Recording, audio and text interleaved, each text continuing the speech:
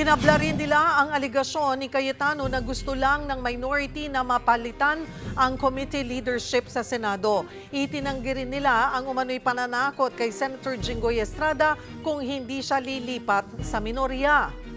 Hindi ka namin pakukulong. We don't have that power. We have no power over the ombudsman. What happened is the rule of law. Lahat, kita namin, umalis ka sa amin.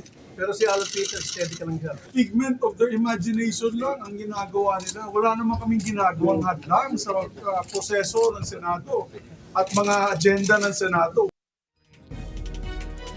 Get back to work. Yan ang hirit ni Pangulong Bongbong Marcos sa mga senador na hindi pumapasok sa sesyon. Iniisa-isa ng Pangulo ang mga kailangang gawin gaya ng pag-amyenda sa ilang mga batas para sa mga programa ng pamahalaan. Pero hindi raw ito magagawa kung walang sesyon ang Senado.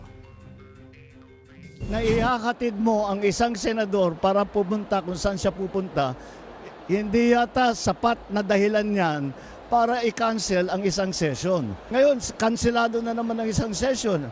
Hindi ko nga maintindihan kung paano sila magtatrabaho kung ganito. The two other departments continue to work. The executive continues to work. The judiciary continues to work. Why does the legislature decide